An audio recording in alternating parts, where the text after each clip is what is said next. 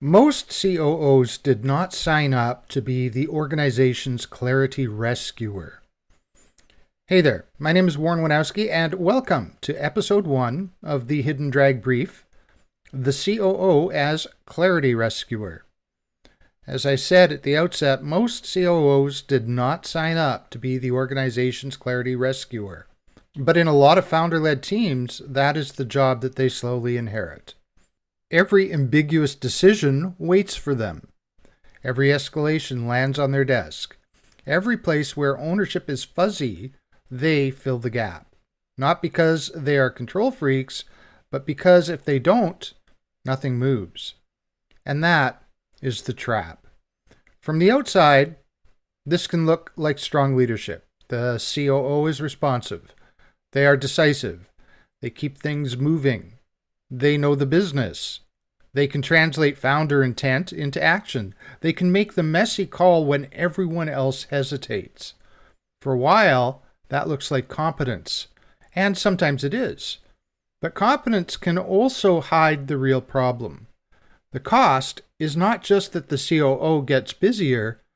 The deeper cost is that the organization learns to wait. Teams stop resolving things at the level where they should be resolved. Leaders stop making calls they are capable of making.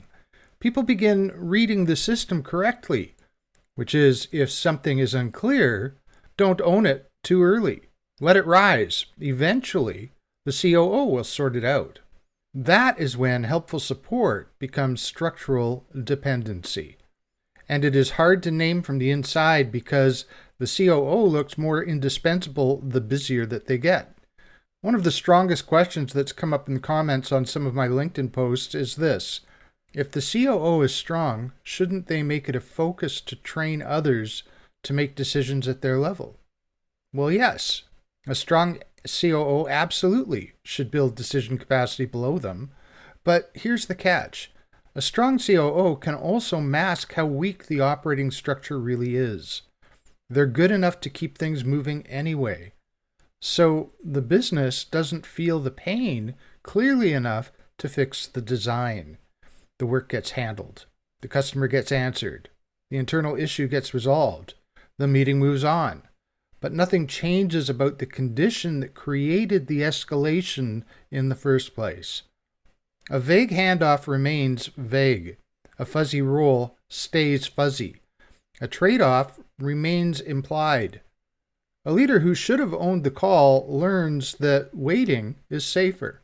That is structural drag. Not because the COO created it, but because the COO is absorbing it. Another comment I received put it really well. Many companies standardize processes before they standardize decision ownership. And that is exactly the pattern. You can have lean, KPIs, ISO, dashboards, stage gates, weekly operating meetings, and still have messy decisions pile up near the end of the process because that is where ambiguity can no longer hide. Operations get handed the clock and the consequences. Then, everyone wonders why the COO is so overloaded. But the real issue started much earlier. It started when the business failed to answer questions such as, who owns the decision? Who needs to be consulted? What trade-off are we accepting? What threshold requires escalation? What can this team decide without going back to the COO or founder? What would justify reopening the decision later? If those questions aren't clear, escalation becomes the default operating logic. And once escalation becomes normal, people start asking who should decide. They start asking who needs to approve. And that's a very different culture. There was another useful comment about what happens when the COO finally stops catching everything. I believe the phrase was, the wobble is the test. And I think that's right. The paper fix is easy. You can rewrite roles. You can create a Reiki. You can tell teams they now own more. You can announce clearer decision rights. But the real test comes from the first time a decision stalls after that. Someone hesitates. Something goes sideways. A customer is unhappy. A team is uncomfortable. The pressure to step back in is immediate, and the justification always sounds reasonable. This one was too important. The stakes were too high. We did not have time. They weren't ready. Each rescue feels defensible in isolation, but accumulated over time, those rescues teach the organization that the new decision rights were conditional and the old pattern is still the real one. And that's why this is difficult work. The COO has to distinguish between an exception that truly requires executive intervention and ordinary discomfort that the organization needs to learn to carry on its own. If the COO catches every wobble, the system never develops the muscle. If they stay out too long without structure, things can drift. So the answer is not to step back and hope.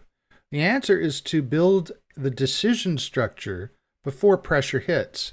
And that means naming the decisions that keep returning, clarifying ownership, writing the trade-offs in plain language, defining escalation thresholds, making consultation different from approval, and setting a closure rule so that decisions do not reopen every time someone gets uncomfortable. Someone asked a really useful version of the practical question: what is the first sign that this is a structural drag and not just growing pains? And my answer is this: look for repeat escalation patterns. Not one-off emergencies, not genuinely new issues, patterns. For 1 week, don't just note what gets escalated to the COO. Note why it got escalated. Was ownership unclear? Was the risk threshold fuzzy? Did two leaders each think the other person owned it? Did nobody want to name the trade-off? Did the team have process clarity but not authority clarity? Did the same kind of decision come back in a slightly different costume? That's usually the tell. Most repeat escalations are not random. They come from the same few design misses. And once you can name the pattern, you can stop rescuing the moment and start fixing the structure. Because when the most capable person in the room becomes the organization's shock absorber, that is not a leadership win. Rather, it's a warning sign.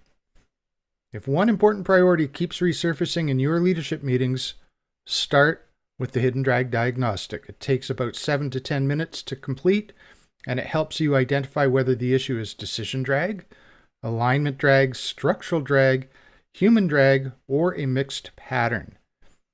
You can take it by clicking on the link in the show notes. And that's it for episode 1. Thank you for listening.